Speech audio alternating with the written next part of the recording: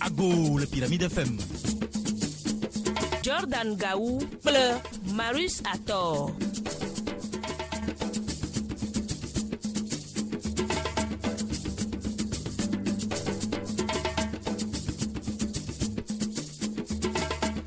Gagné du Jomania pour le mia de moteur de Sierra, mia casse du comme na jojo dai. Mia se du comme jojo to Africa, Togo, pour le pour le douame. Nka we jojo le politique va pas dire allo, jojo le gagnant. Allo, aide, mia be ha ho, yovo blona société. Le que veut tu veux joy so so kakavana agba fi mia agremere. Le que veut joy. Even tinya mia ga sorura mia bo zaneya. Que mi da be mi do gbe mi do motor de Sierra Bri mia wo mi abeto na mi alebe eyo mi po eyo va do mi agbo eyo la dame de mondi yo kata mi apofu wa na vuli rura 105.5 FM ag le ga mi a motor review a chocolate egbe what is the reason yo Jordan o ha wezo yo le ga fon ro ya mo fon nyire fonye fanya yo que nya ha mo fon akwa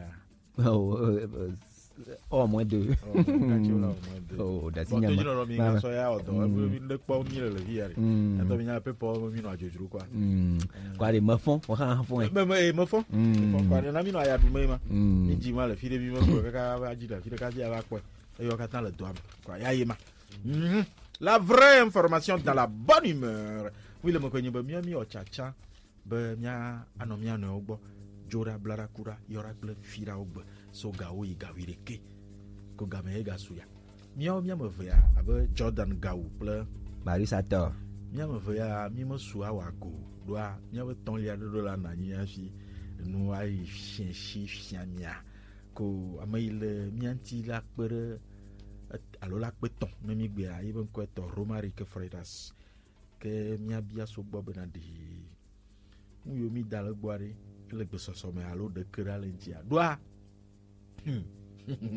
haji to ha manyan ka tutu fu de lo na mo ngolon obele kelo haji to choncha ba la be re ko haji to re ji ave ne ole power bon on la te no power kala o 20 ans bon après na me le coup ai ha la te du 20 ans bon va na me le gbe ma no ku wa bon et là, on fait la vie. Je comprends pas. Donc, comment bien c'est bien. Hadjilo, mon adjima. Un de tes pour quoi, bon, mon les gens quoi te faire. Ah. Donc, à la Chine, Djibo. Oui, quand tu parles un peu de 20 ans, quand tu es avec eux, tu manges jusqu'à 20 ans. Donc, pour le moment, Djibé a pendant 20 ans. Hein, on t'a pas fait aïe. On a 20 ans. Tu fais le choix, d'accord? La fika. Oh, ah, Dieu le fier à monsieur. On a monsieur, bois, on va bonne be, ya on le quoi. Ne be ya du quoi. Ouais, à tes 20 ans. 20 ans. Ne be ya wo ye be ya. À tes ya fi de 20 ans. Y'a mbele fika. Ah, bon y'a mbele. Nous do fili ta yo no. Ya mo se we. Ya pata mi no ma se wa no vi we la ba no joji go na gbo. Na mo se ma nye mo nya fika gbonmulu. Na je sha fi la gbon mi a po la bona le kamija wo le mo ha. Vi Romaric akponu. Ça. Mi nya gbon ba mi mo te son les hadon te fa na mi be mi yo a.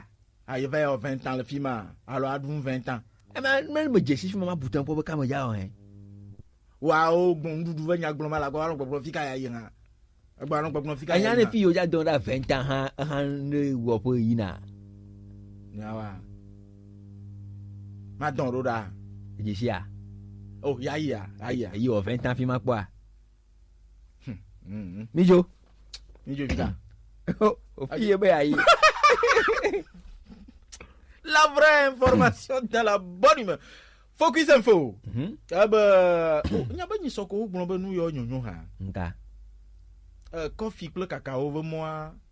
Ba glo ve sa kuto. Nya ba ni soko gbon ba nyonyo. Nka bo wa glen a. O bo wa glen. Oh, gbon dami o di ku fi man to e. Bo gbon dami o di ku. Amichora ou Chicken. Café Kakawa. Hein? Ne donna kofi ko Kakawa mateni bon ko. Oh, Matini. Oh. Bon, faut que ça me faut. Économie va pas dire, ya non. Gagna ou ba pa di ma. Gagna oui ma. Que coffee dodo, bleu, cacao dodo, faut vite caca j'ai un petit moji. Adje ça sacle. Adjo dodo va pas dire la filière café cacao. Que coffee bleu ma coco. Coco. Coco. You vous bon avec cacao. You vois ah wana coco wa mbu nyu abo coco a mi o ya coco ami jeshi coffee coco ba gbele ya ba padi ya yema oh bah dans une période de vache maigre o ba wa fi yo le fi afima o mo te npon tete anala wa du D'abord là on dit coup. Que bon non non la coffee plein coco va pas du cul de canton bon no blando. Oh, gagnant oui malo. Ah bon? On va do fi maman de fois. OK. Bon.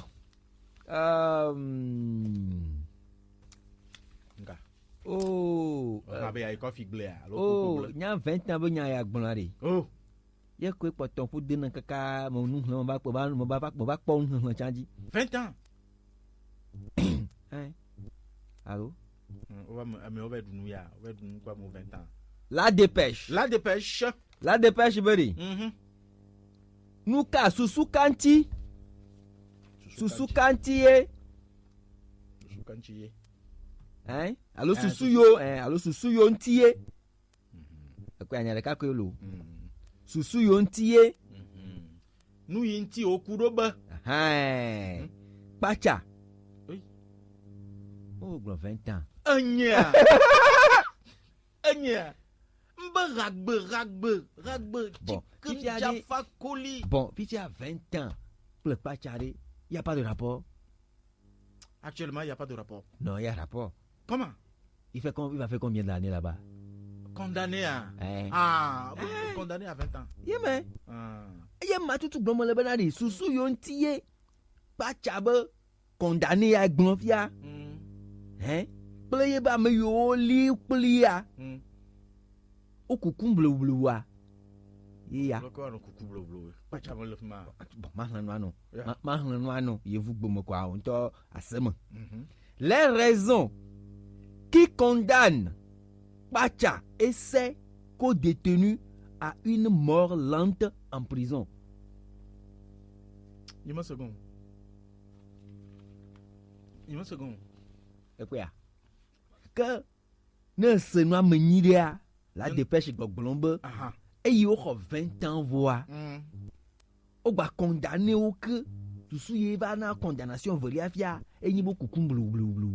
Alumnia gomema. Oh la mbanya me se que le match tuba mbanya me se gomo. Que mba de gomo voix na matro bien bera de ma de no. O cha no de français gbe a esenam que me de que wa semo. Mbanya me se mo. Mais c'est une vision. Les raisons qui condamnent Pacha et ses co-détenus à une mort lente en prison. Sinon, les raisons qui condamnent Pacha et ses co-détenus à une mort lente en prison. La dépêche. Bon, la dépêche, Bari. Annuyé, soucié, naboya. Bon, moi, je maillot. À part 20 ans, mais c'est maman 20 ans. Oh, il m'a bien timé, comme ça dit, maman, à part 20 ans. Ils sont quoi, mon bolo? Ah, son madari. Il y a nous pas connaître moi 20 ans, on a blanc balo. Bon, on va se souiller un tiers au coucou bleu, le président. On va la dépêche, va y se souiller un tiers au condamnation au couple bleu, le président malo. Tribunal caé, alors que je peux caé va sous que je n'en fiable. Watan coucou bleu, la dépêche, on le dit vivement. Son madari. Madari. Madari. Le messager. Ah bah, mais yo ni a grandi là au Banadjoula, me gommea. Au Jachia Moroji le Togo. Hein? Amayo. Adjogla so yo mana jula terroriste là. Du ban là. Hein? Bo jasi doji le Togo a. Obo jashi doji. OK a. To ma hima lino ha se po. Nchama nya ba yimo se na mu kata gomo abe fiti ya ne ba. Ah. Le ya no ha po. Des personnes, bon, le messager ngrom ya. Des personnes suspectes. Aba amoro ya ne kpo wa de. Odina nka. Odina en lien avec le terrorisme. Ne kpo amoro ya de. Akpo kaka ba me ya wa o bodo na haku terroriste. Ne kpo me kwa wa di ha do to ku terroriste no. Enya ba amoro li ne ya. Oh, oli gbangban. Amoro li ne kpo abe o ame ya di fian kaka de. Ame ya de. Wa no ve li changaro me aje na. Nyani le kpɔn kume ni ade fian fi kpɔn na kpe ado le nene ma kame do le a ne kpɔ kɔ abe ame ya ado haku dugbatɔ. Ame ya ibe le ibe le zɔn wa i va zɔn le me di dugba la ŋutɔ. Kɔ bo le moment tɔngbi le Togo. Des personnes suspectes en lien avec le terrorisme arrêtées au Togo. Ɔba ame do wa ne kpɔ awo di prisinatɔwo kɔ awo le wo. Me prisinatɔ. Sikiri. Joglaso. Ɔdi adzoglaso. Ɔdi adzugbalɔ. Odona hakuo. Kɔ olo. O ma bɔ nubo ne ba. Ayo Allo. Yema. Me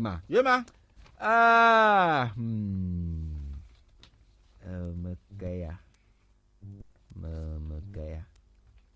Bon. Ma gbɔn ya nɔgban. Le libéral. Du gbagba be nyawe mi gbɔngbɔn ma. Mali a de nka jɔ fi ma.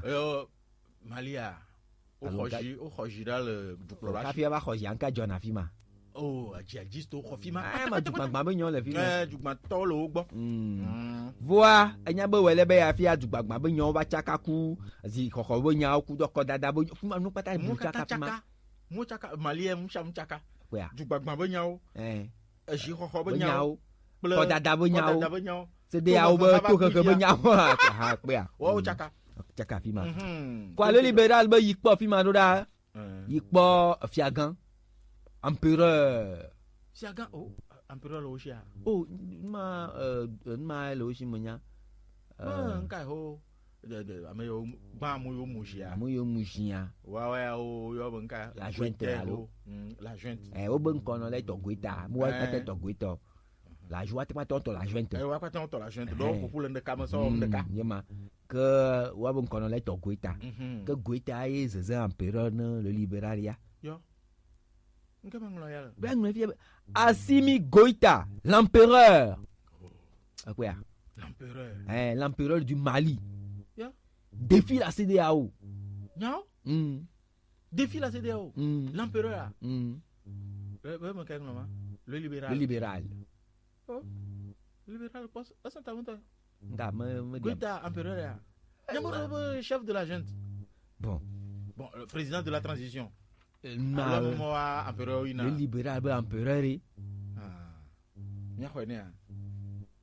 Bon. Ai mule ho de ke ja ofia. Yo mule ho cha mi mate gbe chon. Na mi jolo le libéral dia de. Mi a gade la manchette to gbo. Na mi a ide alternance le politique me be nyaoma. Dolima doli on ha plovide ma plovide. Aba to go was opposition ade. Gapopo mamule ya. Gapopo mamule. La chance me. Gapopo mamle. Allo ma gapopo mamle. Chance kwate kwatia nya glenma. Chance. Loke kwate kwatia. Yebe gapopo ya. Bon. Ma Nos opposants a. Gapopo kwatia kwa ngba do loki gbede. Nyao. La manchette qui va enquête tout abonné. Alternance politique.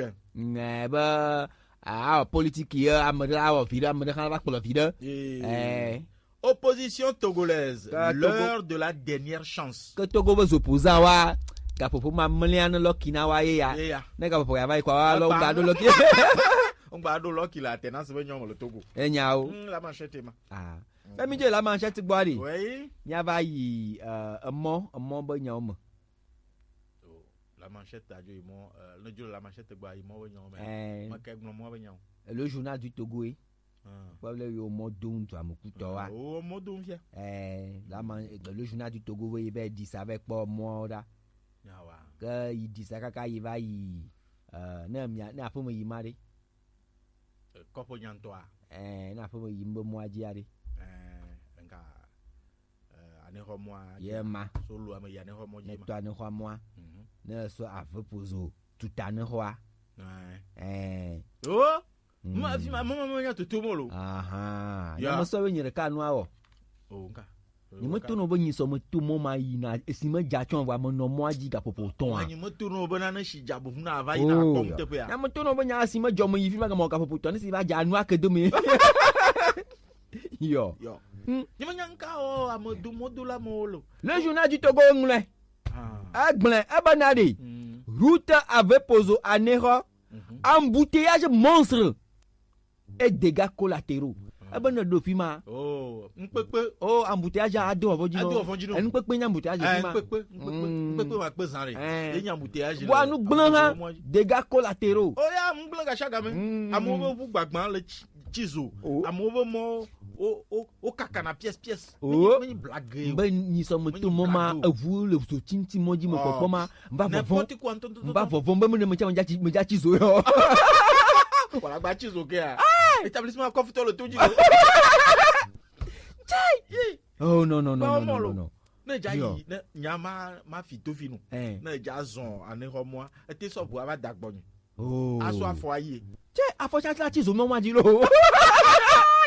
O mana yo. Ne geje o guvi mo ko lo. Avo. Ni mo po mo ke vaya. Non. E na re mo va du jesi mo yo ka tan le o zan po yare. Oh non. Le journal du Togo Benari. Nyamanya makawe yolo wawe mwa dema. CRCB. Wawe mwa doma. Wawe me. Nga matewi allo ntete kaloti. O zeze ma matewi ton. De quoi est capable la CRCB? De quoi est capable? Oh.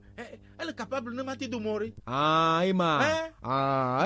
Le journal du Togo, c'est ça. Il est capable de ne pas pouvoir faire. Oh non.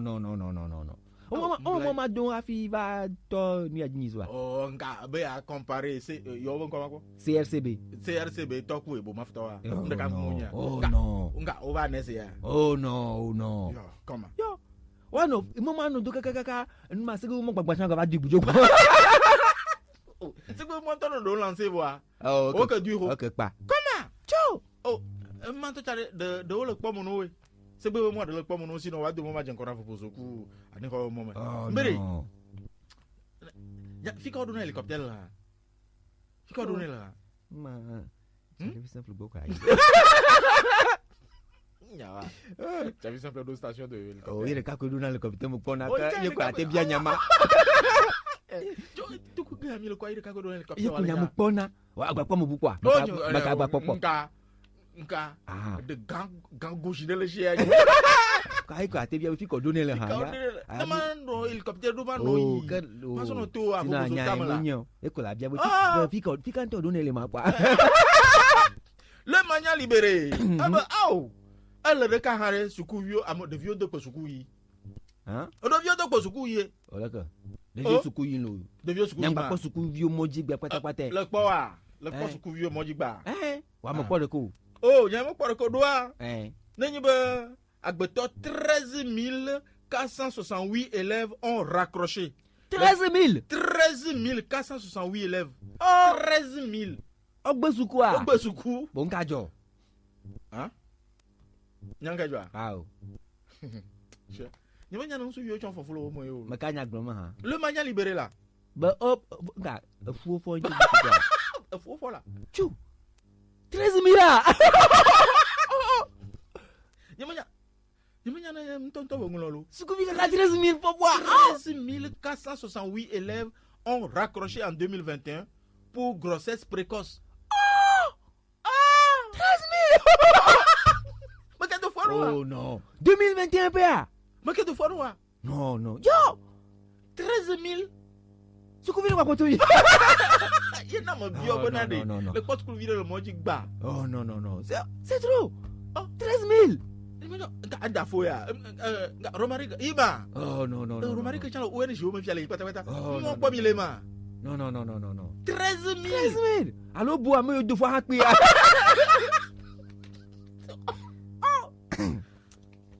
Éducation au Togo, le Mania libéré. 13 468 élèves ont raccroché en 2021 pour grossesse précoce. On va mon baraol. Oh non, c'est trop. Nous vont d'îlot. C'est trop. Son madari. Madari. La lanterne. La lanterne. La lanterne beri. Et Ya nyakpo ma agbedi dobe nyawo gbo le loame. Brro. Beroro. Ah, ok. Be mia be nyawo le loame ari. E va de gavi le tout. Le comble de l'incivisme. Oh, ah, mon quoi. Mon quoi. Mon quoi t'as le mame. Ado me gbe non. Manyatana. E va de gavi le tout. De gavi le tout. Ba yigba yive ma de. E yigba yive ma. Ame yiwo bo ne va kplo mo oji wa ko mo oji ne ko a. Wa o cham baba le hamame. E ma ya yive mto. Wa chan o va le radeng ple ameyo men kume ko tutu. Moji fudi be ha. Be ha de ma. Moji kplo ho tro wa. O jo ba ha den ku moji fudi to. C'est que véritablement moyo moji fudi ma. Akwera. Mo ya o funa di moji do. O moji ko funa di. No kplo ma wa kwere moji.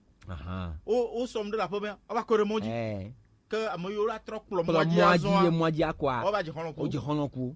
Non, pas manier l'eau. Quand les balayeurs de rue déposent des ordures dans des ruelles et à la devanture des ménages. La lanterne. Non, pour le moment, l'honneur. Non, le so comme on dit.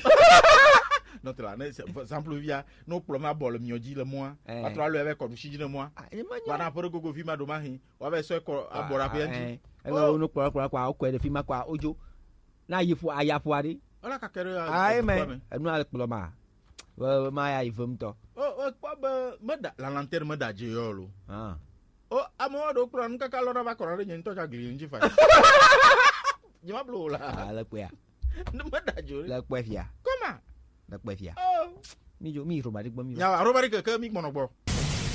Radio Pyramide. Tous ensemble pour plus de passion. La vraie information dans la bonne humeur. Miaï, Marius Ator. Miaï betoro bol aniho miaba. Non, betoro jojo aniho a. Abe ya betoro bol aniho ya va, betoro jojo aniho ha. Yo, abe betoro zo zan aniho. Nyao. Nka Georgie. Obo anyigba we nyare lo ofima. Ha? Also bear. Be anyigba me nyawa ne ho a, nyemo se mamo de mamo ne. Nga. Also bear, be anyigba me nyawa ne ho a. Oh, me bo la so be kokoko re. Na anyigba we nya jole jure me for example karafia. Ah, ke di be agbon ba aneko to beto di. Ma di be agbon ma. No no ro. Non, d'où vous voyez pas le kilo. Oh, bon, yo beto du nya. Ah, oh bon, le que ma jora vie aro me popon la ne ho, alo la que 4 mais me popon adjoint. Bon. Commune la que 4. Le triangle des enjeux. Commune la que 4. Litige foncier. Oh, il y a une confusion au mot là. Mais il y a une confrontation. Il y a une confusion au mot. C'est mais c'est pas anigba ou atira anigba tabeme quoi. Oh, il beto ni anigba sasa. O se ke ka jire mojo. Oh, ajire mojo la. Ajire mojo. Ka fi po fi mo ajire jojo la. O ma nya do, o ne va pa do. Bon, on va dire que tout. Doit obe nde beto ani hoto va fi le beto di ma que tout. Ayo, ado la que tout. Obe litige foncier, la que 4. Signé. Obe M'dandong indignation. Bibi. Quoi? Conflit et affrontement. Oh, Conchadoum. Conchadoum. Miami on a ma belle. Ah, il m'a grenoué. Il m'a grenoué. Autant il a acheté. Il faut essayer. Ah. Mais il faut te faire. Il y a le faux. Sinon, d'accord, on s'en passe à couper à Malio. Va au bama, le giro, le giro. Conflit et affrontement permanent. Ah, oh, elle dit que c'est ça. Fika na jojo là. La que 4 là.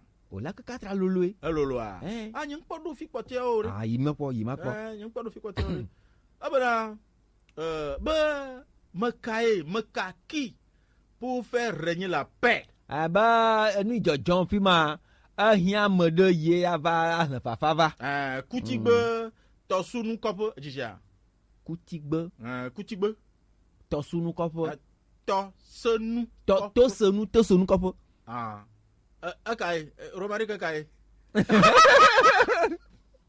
tosenu kɔƒe le dzisi fi ma ya gado do iti fi ma o be tukana fi ma lo nka ba nyemo do ne ke fi ma ba bon am fo me chen ma kule am fo me ma lak me ma ne xɔ mo lak me ma o lak o nya ko gblɔ le no we gblɔ ne xɔ san de ane wa lo le ane xɔ tɔ wa sɔ kpe va fi ga lak 4 tosenu kɔƒe abele ke gblɔ ne kutigbe ye nya be nya oba me ka tutu ya te he fafa kɔ ɖe juma me doa nyatsi de geɖe ƒome gã ve ɖe me voa be manyigba tsa ɖe lo tsa fi le wobe près de 10 hectares koe la tso 10 hectares pe a ye ko mo tsoba ne va lolo vira ni kara mo na ona c'est un domaine près de 10 hectares ayant une forme rectangulaire tso comment se dit ça on peut près de agogoui ayant une forme rectangulaire qui divise ces deux collectivités depuis 10 ans. Hectare cabre. Qu'est-ce que là que tu dis bon, kutigbe togbi agbon kaka dopo. Ewo yoyo na jumeviwo kaka dopo. Enya va ikojo me. Be no wa jagbagba na wasui. O so kojoa. Wa amoro ya gbe a o ga fond de jibe non. Kojo ko so ale. O le don miadi. Il y a plus de 300 ans, amoro wa o va fi ma jenko anya be dia. Bon, le triangle des enjeux de Jeshibe, américain to me ji anigbon lo. Anigba me ji na américain ho. Anigba me ji américain ha me ji anigbon. Va non vire ko don non vire gbon. Ne ma en tok gbon. Se po ba anigba de ji amada fi a fi le ko so na ba chi na anigba de. Be amoyo chon o da fo ba chi fi ma hoin ko. Allo collectivité hoin ko. La te de ya gomia. HOINKO. Oui, ça n'est pas bien. Moi c'est Tosenu, qui s'est installé dans ce coin d'enfoin il y a plus de 300 ans. Au bord de Fima, à où pour le faton. Le Fima. Ici a un cava job à Nyawa. Bah, Dogo, Adjo. Adjo le dit Taraji. Donc, depuis 300 ans, fait quoi, il y a 300 ans. Avant ça, mi tire ka aji no boy. Fima e le triangle des enjeux va. Na nyine na avo vito anya ya osui. Le fika cour d'appel président. Wo yo Togo kui, Togbi e malo. Togbi abo ye ba président bo. Yo avu le nya ya ma kakare mba chikona yi. Vo na nyi be kon la noni yo fio alo yo juji kpola nto me juji kpola yo anoni. Ye afun joa ma de yoji ota yo afo de ka dokui ifi ayo ji be yo asonya ne kplola wa azon ne kplola nto ne sonku de nu ya ma do fika yo jayi e po alo fan ka me alo fan ton alo 300 ans après alo fan ton la me do me fika igbe yo la yo togbi o ho fi ma dadi amo sodo kaka yo han wa le gba kwa amado yo la ba chite ave yo mo sofi ma nono wa ono kpo mu yiba te hin agblera bo fi ma to fun egbe ma mi ado fi ma nu o le fun anu alo le ko no do ne ma nya o yan mo san fun gbo dagbe be nu o mi o ran fun anu o jijo nu yo donc ma président de cour d'appel ne den fun nya bo jo so nya hansa o so na ngba so ne ke ya o bo gba so ne ya ke avocat na mi so nya e mi ba po ba nya yo so amedo ba dalapa enti yo so nya gbegblea mi atro gbogbo nya we ala la pa to we alo ma kwa wa mo yo va fi ma vle via o gblẽ wa ƒe bla nyi ɖe koe ma wɔ va le no ɖewo ƒe bla nyi ma to le ƒe alo fa tɔn me aɖe wo ŋutɔ kpe ɖa Oh, yeah. ta Sugbɔ. on ne jagba wa kpɔ nyama gbɔ le triangle des enjeux là que 4 litiges fonciers le fika kutigbe to se nu kɔƒe Afripress ya de. Ayi politique wɔƒe. politique bon le fika Au Togo. oh politique gba Togo ya gba yiwo gbɔ Pendant comment on gba politique au Togo. oh politique na no java d'accord ko yang gba nya politique lilo If ya yi o jave mon ma wa do fo gbona du kota ni so an ko gboni. ma kebe do pogbe Ma Togo va va kwa fo gbo du kota san ko gboni. yang gba nyo Abayi bo politique anti fafa toi. Yo wo mo le ayin ti yo mo gbeni alo pour votre politique de paix. E politique ya li. E ko ya. nyawa Politique ya mo nyi peko de la faire le politique wo mo lo. ni mo gbɔ ko mo java d'accord ya ma nya politique Ma ko de la faire na politique yo lo. mo ko de ko so mi so do no mali to wa Oh, mama politique bukama. Politique yo li hama. Fafa ha politique. Nyawa. Nye so gbeaji. ok ina be apa ko be gbɔn so be yibe politique de paix Ina yi mo gbene do. ok Ekpea. Tovo ne ma zoposa ha obagbon fi anyi so be yo la no dua. Ya trop pupu no du no me. ha politique ya Ha politique ke. Kaka anyi so fi anto ha nma amoro wu ogbobo yo le gbososo ano du mi gbobo wo amove mo gba wa. Aha. DM ka kla ni se to Wa bo nye ava. wa be nya gba kan ka mu gba o bo nya nglo ya Wa we gbon yin so be yo so gba ano du. allo Bo wa ba jire won fi ade. o gba ajira maka gbo Ajiro hon lo nto ade nka no no. o ajira mo fona ho do mu Oh. oh Afripress se nyava. be Aba jaka fi ashito. oh daka fi gba benka Kwato tuna nma maire chef de corps de Kokia Kokuya. Bo mo na politique ni no. oh Bo le politique mi ade. Nmo mo jono. daka fi benka Brigitte Adjamagbo Johnson à Jean-Pierre Fabre. o be daka fi gbɔn ya de do da Jean-Pi On ne peut pas faire ça en politique. bo mo na ma politique mu Aha. ma on a politique mu aso ayo mu ya politique mu ya mo no Aha. ora daka fi benka Bon, demain hin mo jawa happy aba no do ma. oh nya Mo wo gbon so bo yo so gba no do. Amerika ko gbɔn ya America be yo la no do, America ma te America be yo so gba no do ano. ba nko Bon. Oba na de aboga ye ANC. Pele dynamique pojuro o dodo ma. Ba boga ma mo ja vogbe. nka mi fonji do no juko ana Nka mika. Mon mongole ma. nka nji wa ngone na do Le bras de fer entre l'Alliance nationale pour le changement et la dynamique Monseigneur Pojuro est loin de connaître son apogée. wa nto gbɔn le fi de ba boga le yo Son épilogue. son épilogue wa note la wa nto gbɔn fi de ba boga le yo do me Nous mongole ma. ni mo gbo Agba yiji bari.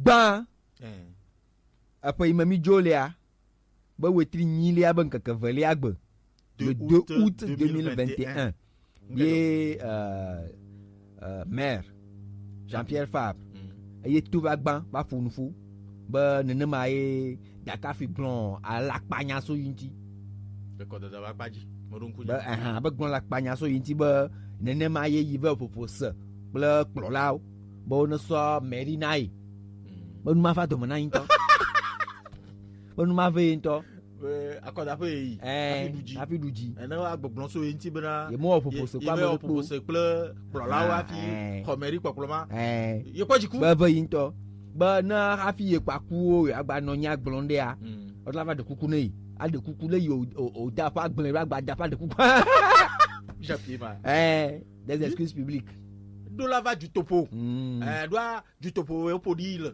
ta agba ba klo ivenchi le du topo afi na nyare le ayo agbon fi ale ke daka fi ba lo fi aso a o ja gbon no daka fi wona de chan ba donchi La réponse du berger à la bergère est venue plusieurs mois après cette exigence. Bon, ben, Ouais, ne bon, me bon, sort bon.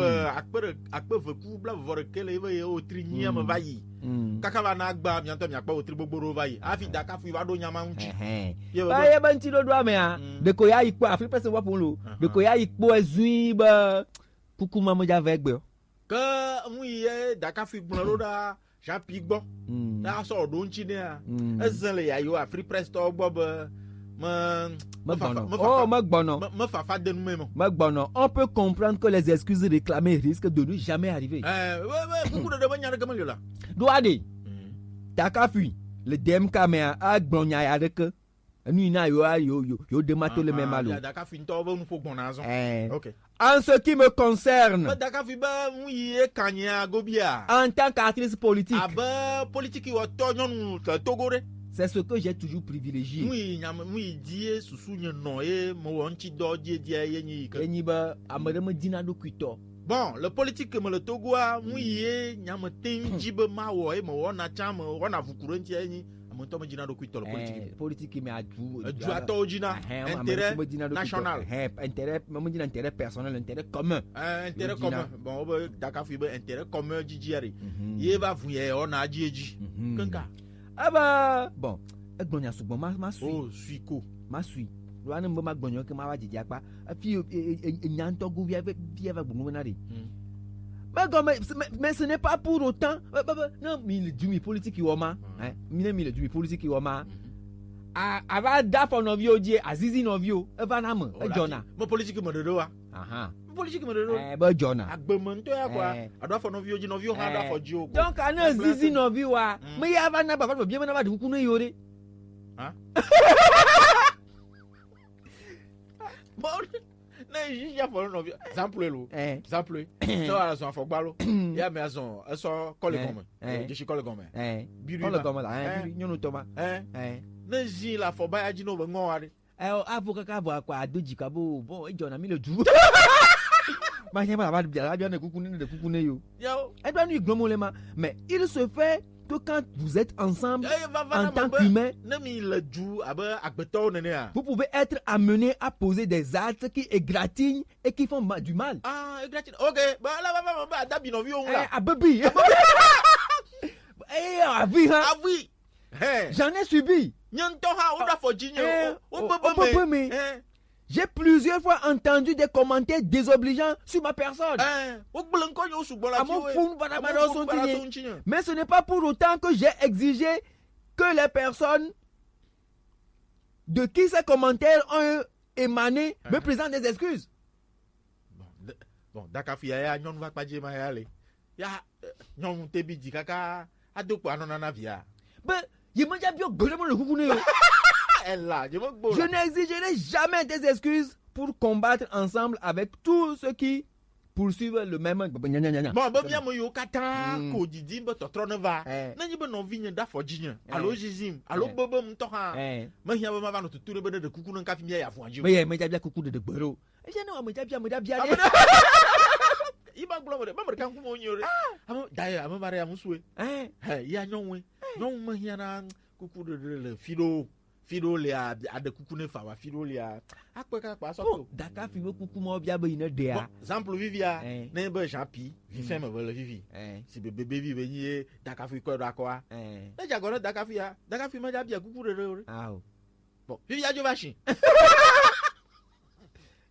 jo vachi ai to e va ko be o bobo ya de kuku ne fa daka fi ja go de kuku ne mo bo acha bobo ma no na me abebo mo ya kuku de wa ntini wa ne abebe ko acha kuku de ya nma do ko de kuku a anya ma pe alo fia o de na kuku la mate pe ya makela te o ma bia daka nma chef de corps daka fe de kuku daka fi no bebe ya me bia kuku de do me ya kuku de do ntini chef bebe ya kuku daka fi de ne fa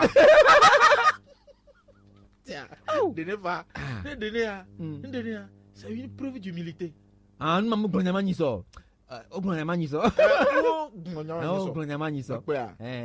preuve d'humilité. Non, on fait d'humilité. Là, mais le glema. Ah.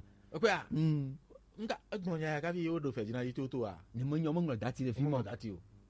Donc a mi renvoyer ra nke jɔle fedzina ite kple jouer le ga wa kpadzi kuku ɖeɖe hiã be ne wɔn gbegblẽa ne gbe nya be wɔn gbegblẽ ebe wo sisi na hiã be ne wo le dzɔzizi na me be wo sisi yɛntɔ se gbogbo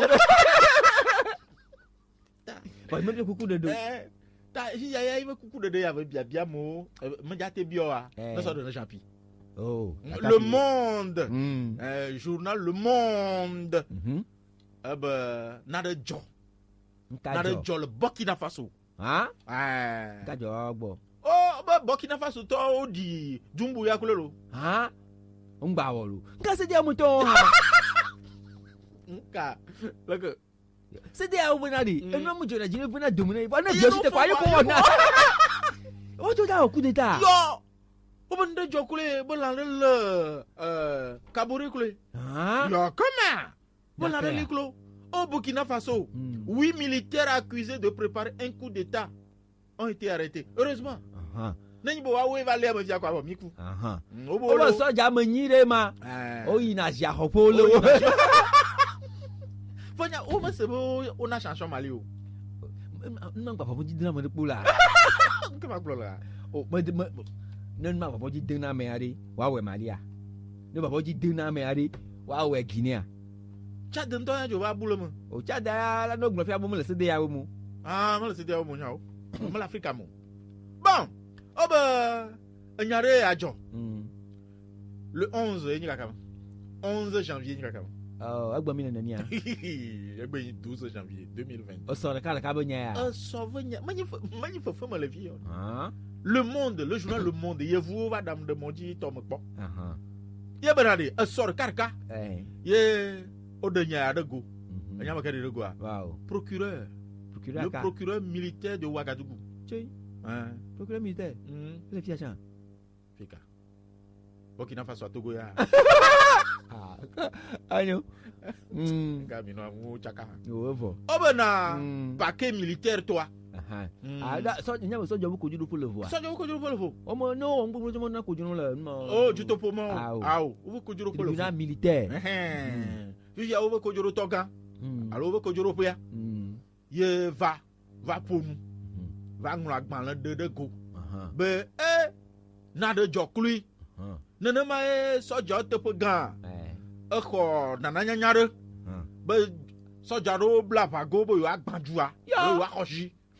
Le parquet militaire affirme dans un communiqué avoir été saisi samedi d'une allégation de projet de déstabilisation des institutions de la République que projetait un groupe de militaires sur dénonciation d'un membre de la bande. Ya!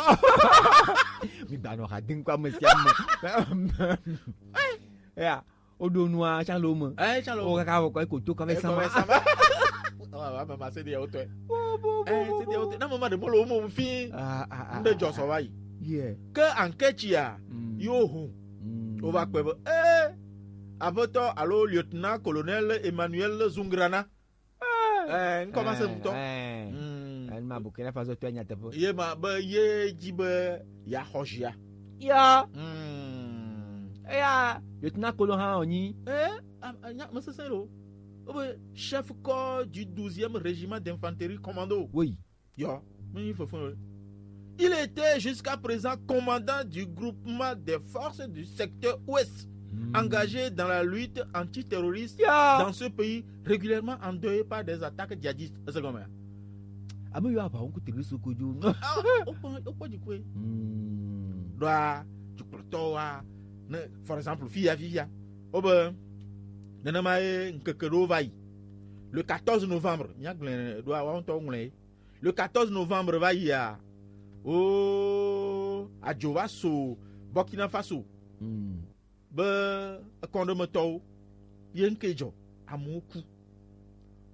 Depuis, bon,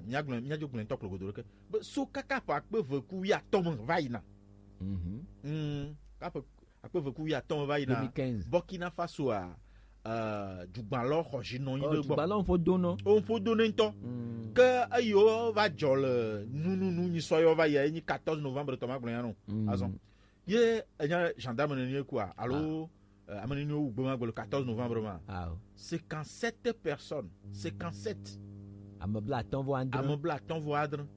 Vɔ nya gendarme neni le wɔ mea? Ah, 53. oh!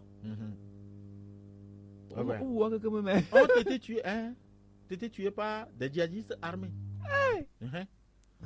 Que Nyabou va dire 2 attaques, 2 semaines avant cette attaque, les gendarmes, hein,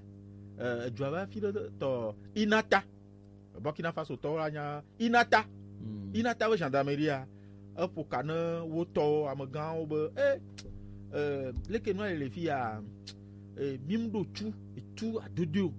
Mindo apa tout ple apa nous. Molo apa tout là pas tout. Ah, apa nous me blanc. Ah bon. Amio le film avant. Na mio do ya vivia. Et la ni apa itu. Ah. Voilà mio le film avant. Apa nous doit film a ole apa nous il a do to la fama me. Mal aussi. Non aussi. Ya na ibe ya ina ya. Apa itu? Amako. Kiti ali nkeva kaka wa bo coup d'état. Oh ben le monde de toro ko ngoma ka ba so jine nyama. Ah. Ben maso gbogboro noni. Même ma jiji nto ha Burkina Faso a so ancien fonctionnaire onusien de Sova. Ben ne va kplo. Ah, government yeye. Ya, ne va kplo government ya. La Sina Zerbo.